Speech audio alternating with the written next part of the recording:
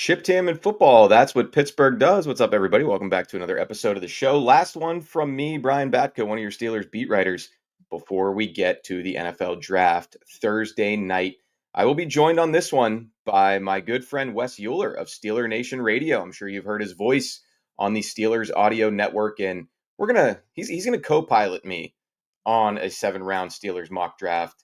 We're gonna assume the roles of the Steelers front office and hopefully have a good time filling out these picks for you. Just kind of a one last dry run before we get to the real thing. And as always, this show is brought to you by Pella. No better place to get new windows and doors installed in your home than Pella. They can help you save on your energy costs year round. Schedule a free in-home consultation with your local Pella windows and doors to get started on the right product for your home and your budget. Give them a call at 866-593-1560 to discuss a project further. That's 866-593-1560 to get started on a new windows and doors installation with Pella Windows and Doors of Pittsburgh. All right, we're going to get to Wes Uhler and our mock draft from Chipped Ham and Football, a joint effort right on the other side.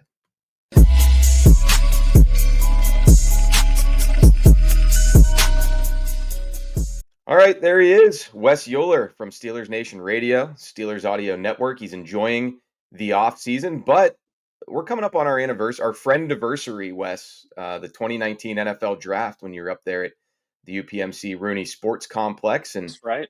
We met, and then 6 years later now, the rest is history, and we've had a long and fruitful rapport. How's it going, man? It's going well. Thanks for having me. Yeah, you have been a longtime friend of everything we do on Steelers Nation Radio, the Steelers Audio Network. So I'm happy to be finally returning the favor here. Thanks for having me. Yeah, I think we had you and your co-host Arthur Moats on. That's right. We did. I think it was last May. So this is your first solo appearance with me, and for that I thank you. And like I said in the intro, we're gonna run a Steelers mock draft. I mean, let's be honest. What else do people want to talk about this time of year? I mean, I know Mike Tomlin and Omar Khan met with the media down on the South Side a couple hours ago, but we've got Jerry Dulac and Ray Fittipaldo opining on that.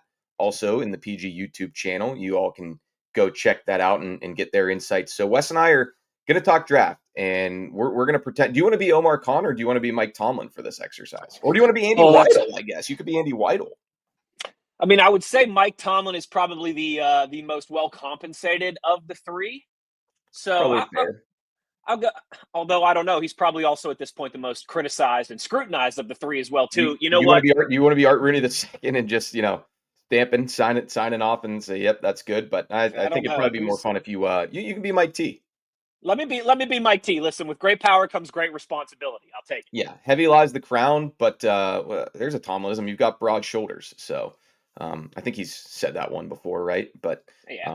All right, so we're gonna run a Pro Football Focus simulator, which I've got right in front of me. Wes and I are gonna make the 6 picks that the Steelers have in this year's draft. I'm not going to mess around with trades or anything. Obviously, it could happen, but for the sake of just keeping things simple, we're going to keep it simple here. And Wes, we're not drafting all West Virginia players, okay? Oh man.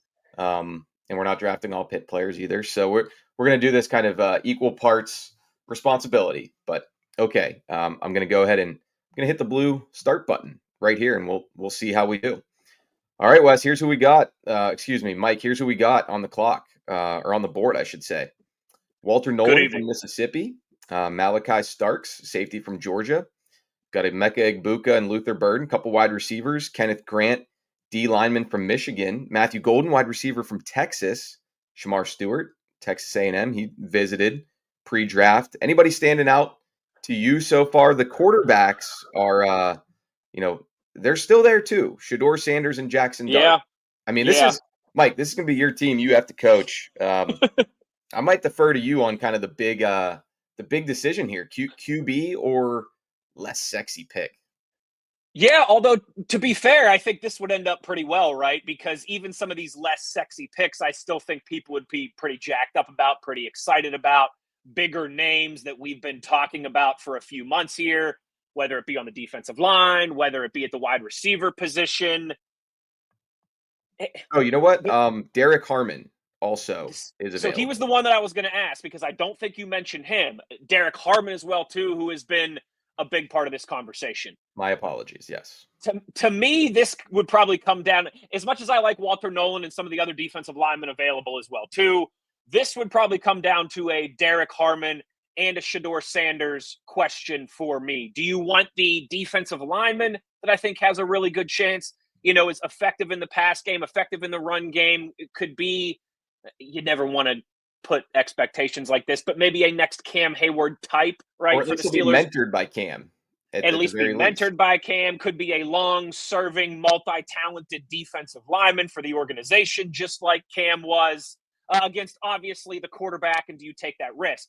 If this situation presented itself, Brian, and this is kind of a cop-out for this exercise, but this is the type of situation where I would be very interested in trading back. If you could move back 3, 4, 5, nothing crazy, but just a few spots, if all these options were still available, Hey, I would Mike, I'm be the very. GM. I'm the GM. Nobody's calling. Nobody's No calling. They one's all want to stay and pick. So we okay. can't we Then you know can't what? move down. I'm going to swing for the fences. I'm going to take Shedeur Sanders because Oh, as much as Derrick Harmon and some of these defensive linemen might be a safer pick, if I want to use air quotes, we all know you ain't going anywhere unless you got the quarterback. And right now, the Steelers do not have the quarterback. And I know we're all kind of timid a little bit because we've stepped up to this plate and struck out a few times you're a dog in the that's been last bitten. couple years. Yeah. Yeah, but right. But if you're going to No, get I a home guess run, you got you're gonna bit have to by a strike dog, out, and right? now you're afraid of dogs. I think that's the Right. analogy that That's I'm going probably the better one. But you know what? Some of these dogs, man, they can still change your life. And for. you might have to get bit a few times before you find that forever type of love. And I'm willing to take that risk if he falls to 21. So even though I wouldn't be like jumping up and fist pumping and, oh my gosh, this is an absolute coup. I can't believe he fell to us here. Yeah. If this scenario presented itself, I believe at pick 21, Shedeur Sanders would be my guy as Mike Tomlin. I mean, peek behind the curtain here. All my draft content is pretty much in the barn for the PG. I've submitted my full first round mock draft to our mutual pal Chris Carter. I think he's going to put that together. I've done my Steelers 7 round mock draft, which obviously was I alone.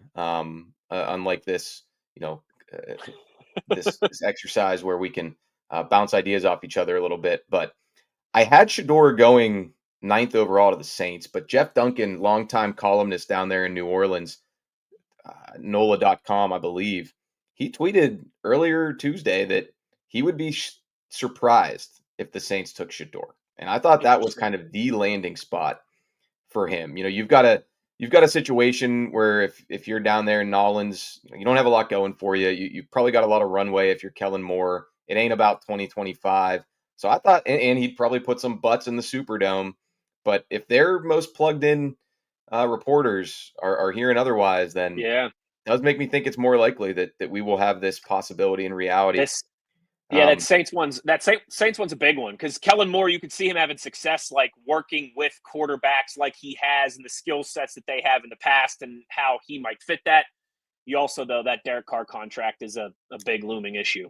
Yeah, and he might have a shoulder problem too. So, there's a lot of moving parts there. Would Kellen Moore be able to deal with uh, the Sanders family and all that comes with that? I don't know. Good question. Good Maybe that question. maybe that could be good for him. But all right, Mike, I'm gonna say I like where your head's at because I trust your evaluation of the player and the prospect.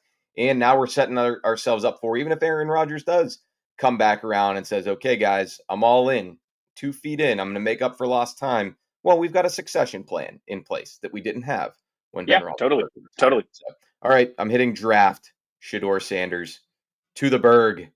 Man, that would be interesting. All right. Good storyline. Good storylines in our line of work, I'd say. Absolutely. You want me to start with who's here available at various positions here, 83rd overall in the third round, or do you want me to just go, the kind of top ranked on the board? Is there a position you think it However might? you. So, am I still on the clock now, or is it back to you as Omar Khan or somebody else? No, this is a collaborative effort. Okay, So, collaborative effort. Gotcha. We're yeah, doing this together. Okay, gotcha. yes. We've got to present a united front when we go talk to the media, when we go Of talk to course. Batko, Fittipaldo, Dulac, Much, Carter. like it was just Easter, Mr. Batko. I mean, we're like the Holy Trinity, Tomlin, Khan, and Mr. Rooney. We 3 and 1 here together. Yes, and lots of input from Andy Weidel as well. And if the Shedeur pick blows up in our face 2 years from now, we don't want them blaming any one of us specifically, even though we know it was you who pushed the button. All right. Um, okay, so we've got C.J. West here, D Mm-hmm. lineman from Indiana, interior D lineman. Miami running back Damian Martinez. He's a bruiser. I like him. I do too. SMU edge Elijah Roberts, who's kind of more of a could maybe be a 5 technique, potentially 3 technique sub package, that kind of pass rusher that we need up front. Those 3 stand out to me, as does Kansas State running back DJ Giddens, who was here Mm-hmm. on a pre-draft visit as well. Um, I think this is I think we got to go D line here, whether it's a true kind of interior presence or more so one of those edge guys, versatile that I mentioned. Jordan Birch from Oregon and his teammate Jamari Caldwell here too. Yep. Caldwell is your classic. He's taken up 2 gaps. His backside's got its own area code. That is intriguing to me. And Keanu Benton can do a little bit more with his versatility. Any thoughts on that list of players there? If we've narrowed it down to D line. Yeah, I agree with you on that because with the running backs still on the board, I would say we can still nab one of these guys with our next pick or two and Yeah. still feel really good about it. I agree with your thought process. I'm intrigued by C.J. West though. Okay. He would be another one that I would kind of throw into the ring.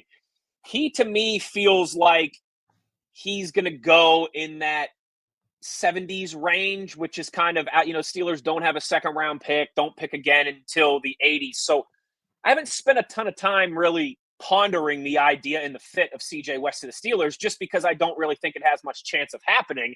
But now that it has here in a mock situation, I would be happy going with some big butts. I would also be happy going with CJ West here, Mr. Khan. Okay. All right. Let's do it. Let's go with West. Some people think he might be more of a 4-3 D tackle, but Yeah, sub package football, it doesn't matter so he much. he kind of he kind of did a lot of both these past 2 seasons, if that makes sense. Like it was more of an even front this last year for him. It was more of an odd front the year before for him. So a lot of experience in both. Um, but I don't want to listen. I feel like I kind of pushed the button on Shedeur with that first pick. So if you want to go in a different direction here, I will defer. I mean, I'd say my number 2 would probably be Caldwell, because I think Yeah, yeah, he's a specialist as a nose tackle. We didn't get his teammate Derrick Harmon in the first round, but I think West might have a little bit more versatility. Let's do it. Let's lock it in. okay, DJ let's do it. West from the Hoosiers with our 3rd round pick. Now we're thinking running back probably, or do you have something else in mind? Are you more apt, Mike, to double dip on defensive linemen if you don't take one in the 1st round? That's where I think like the permutations of a Sure. Steelers draft kind of come into play. Yeah, absolutely. So this again type of scenario, if this plays out, starts to get interesting. Like you want to cast a little bit wider net potentially if you don't get that. Hey, Right. what did Tomlin say earlier today? The real Tomlin, those animals at the top of the draft The better be real able to Tomlin. do pretty much everything, like a Derrick Harmon would have. Whereas start to get into the 3rd and 4th round D linemen, still good because I think this is a deep year for it. But maybe they're pigeonholed a little bit more, and they're just inherently more role players Yeah, than absolutely. all pros. Exactly. They might excel in the run game, but they struggle to get after the quarterback, or they might be a really violent pass rusher, but they struggle when the ball is kept on the ground. No, 100%. And that is obviously those are the risks, and those are why those guys end up being 3rd, 4th, 5th round picks as opposed to 1st or 2nd round picks. Yeah. More questions, less versatility in the skill set. If though you go quarterback, you go D line, I wouldn't be opposed to here going back to a defensive lineman or staying on the defensive side of the football. But in a perfect world, I would love it if a running back that we all felt good about fell to us right here. We're having like the Steelers fan draft party on Saturday. I think we need to get the juices flowing. We need to get the people excited with a ball toter here to kick Yeah. off day 3 on Saturday. Let me tell you who's on the board, my friend. Okay. Jarquez Hunter from Auburn, Mm-hmm. Jaden Blue from Texas. He came on a pre-draft visit. Mm-hmm. Rashard Smith from SMU, Trevor Etienne from Georgia, Khalil Mullings from Michigan, Raheem Sanders from South Carolina, So a lot Ollie Gordon, Oklahoma State, more of the bigger back, if you think that's what we Yeah. need to pair with Jaylen Warren and Kenneth Gainwell. What are your thoughts? I like taking a flyer on Ollie Gordon, whoever does it in this year's draft. If that was going to be my move, though, I might wait one more round. I really like Blue out of Texas. The visit is there, like you mentioned. I think the what Mike Tomlin likes in a running back is there as well too. ETN would interest me, though, intrigue me, just because the Steelers love those family ties, those We've already got bloodlines. one. We've got one with our first round pick.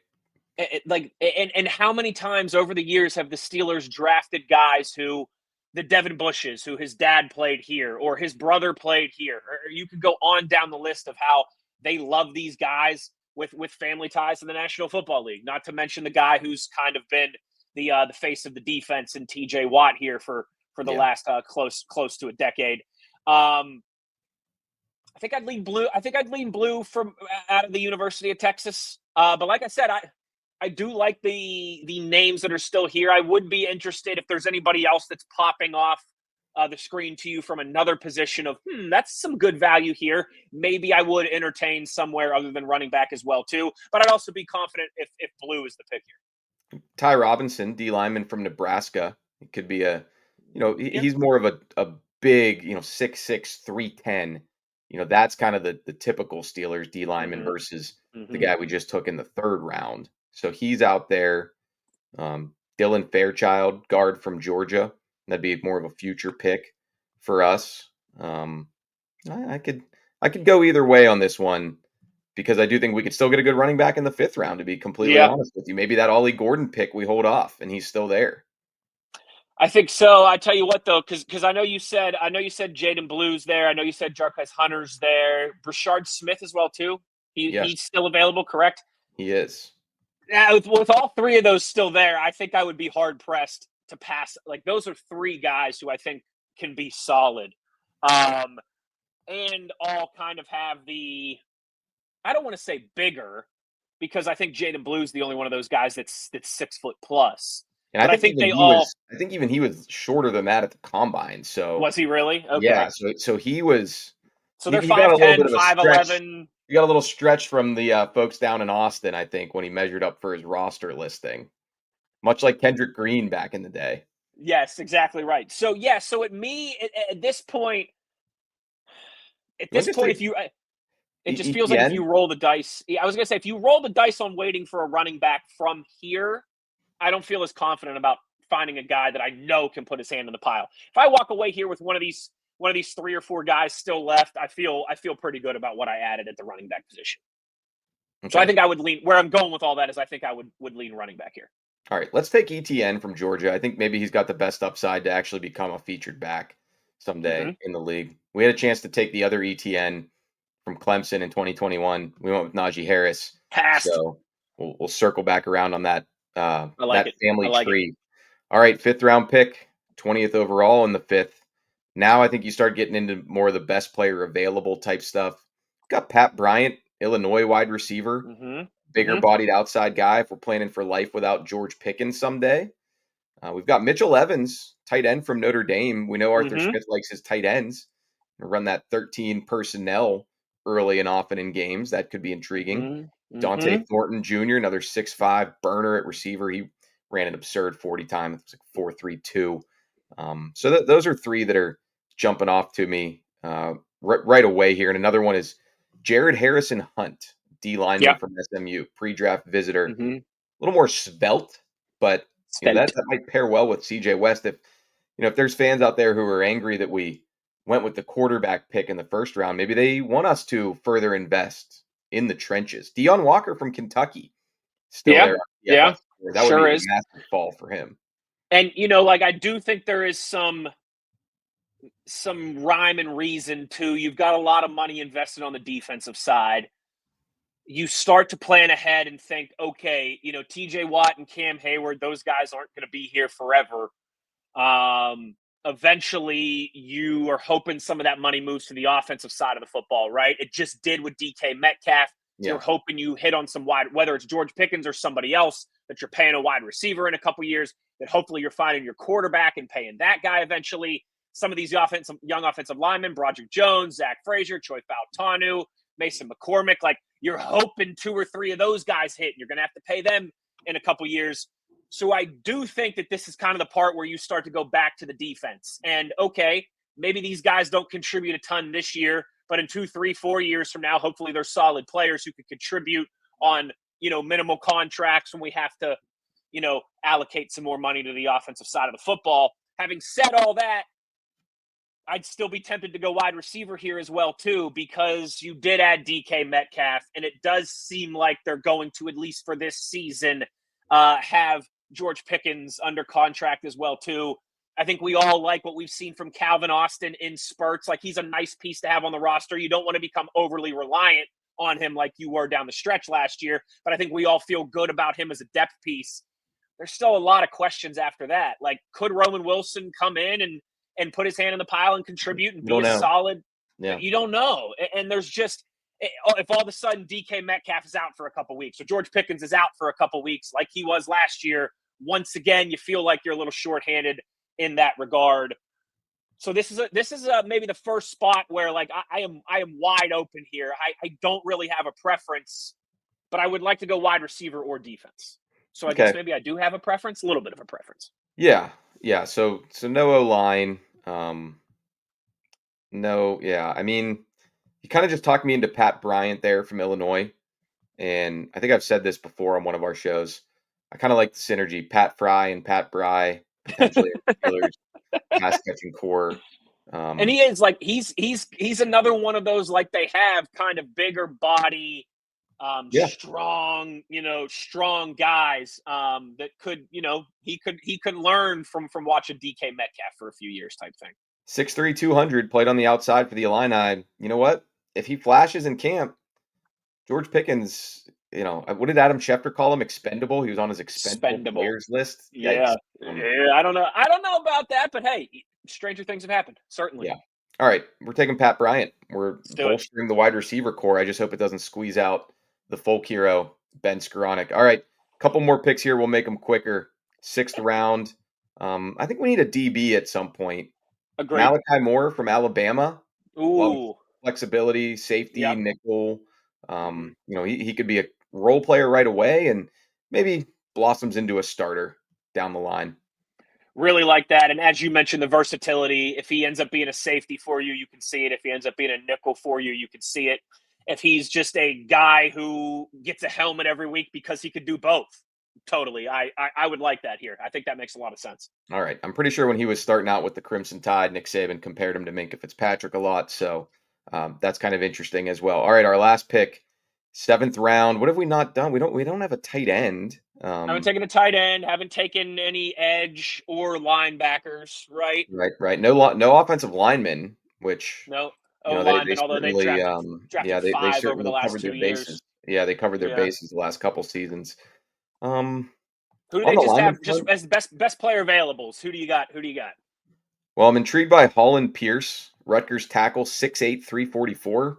They don't make many humans that size. It's the kind of place to take a flyer on a guy like that. Yeah, and the other guy I like here, Jalin Conyers from Texas Tech, tight end, 6'4", 260, but good with the ball in his hands. I think he could be a bigger Connor Hayward and maybe Michael Pruitt replacement. And we know Arthur Smith likes to get those guys involved. And he also played some Wildcat quarterback for the Red Raiders. So maybe we round out him Conyers. And you know what? I would like that. I mean, Jalin Conyers, I tell you what, final game of his collegiate career was against my Mountaineers.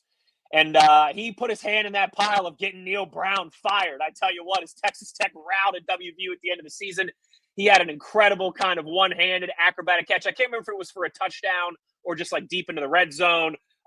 Taj Brooks as well, too. It's like I feel like I like both of those guys, the running back out of Texas Tech, because they had huge days against WVU and, what might have been one of each of their best games of the season. But yeah, I mean, 6'4", he's over 260 pounds. He's one of those, like, I think he'll be 24 during the fall. You know what I mean? So he's like one of those 6th-year COVID guys. So he comes in like grown man, big body type. I think you could find a role for him as a end of day 3 rookie. All right, let's throw him in the mix as our 7th round pick. All right, we're going to recap our draft here, and then we're going to call it a day. Got Shedeur Sanders in the first round, CJ West, interior D lineman from Indiana in the second round. He didn't take a pre-draft visit to the Steelers, so we're taking a little bit of a swing there. Trevor Etienne from Georgia is our running back in this draft. Maybe a little overlapping skill set with Jaylen Warren and Kenneth Gainwell, but he bounces off tacklers. He's still pretty young. There might be a ceiling there with him. Pat Bryant, Illinois wide receiver in the 5th round. Malachi Moore, Alabama Swiss Army knife defender in the 6th round, and then rounding it out with an offensive Swiss Army knife. Jaylen Conyers, tight end from Texas Tech, also took some Wildcat quarterback snaps. How you feeling, Wes? Yeah, weird, right? Because it seems like less draft capital than the Steelers typically have, and we know that's in large part because of that DK Metcalf trade. But I would be, like I said, this is one of a zillion different simulations, but I think every single pick, I should say, there was you were like, oh, I like having this option, whether it was in the first round, if we wanted to go with somebody like Harmon or someone like Sanders, whether it was in the 3rd round, do you want to go running back? Do you want to stay D line? Where do you want to go with this thing? I felt like at every pick, there was real options there that also at the same time kind of fit the needs that we were hoping to fill. So if it plays out similarly, I think that would be very ideal for the black and gold. And no spoilers, but one of these players is also in my final mock draft for the PG. So keep an eye on that. Wes, tell people where they can find you, what you have to offer this weekend, my man. Yes, absolutely. Steelers Nation Radio on the Steelers Audio Network. You can get it on 970 AM in your cars in the Pittsburgh area. Also available, Steelers.com, Steelers mobile app, iHeart website, iHeart mobile app, all of those things.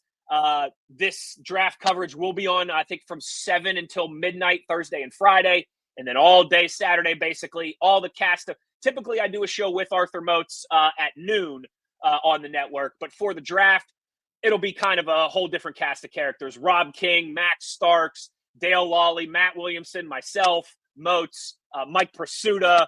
It'll kind of – Jerry Dulac, your colleague as well there at the PG. There'll be a lot of chairs shuffling and moving and shaking throughout all those different hours of draft coverage. But yeah, if you're a Steelers junkie and you're, looking for some radio to have on throughout all of it, like I said, we are live for 5, 6, 7 hours every single day throughout the draft on Steelers Nation Radio and the Steelers Audio Network. And I will see you down there, Wes. Enjoy the rest of your Tuesday and only about 48 hours till draft time. All right. I'll see you there, man. Sounds good, bud. All right. There he goes. Thank you to Wes Uhler for joining the show today. I think that was fun.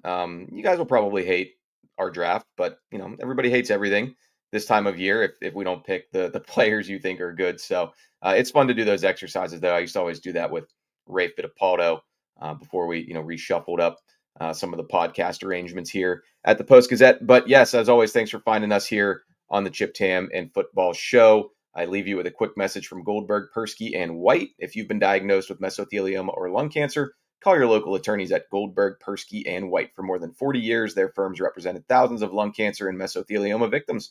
Call 1-800-COMPLEX or visit gpwlaw.com for a free consultation. I'm Brian Batko. We will have plenty more draft content pumped out for you over the next few days, really through the weekend from the Pittsburgh Post-Gazette. We'll see you all soon.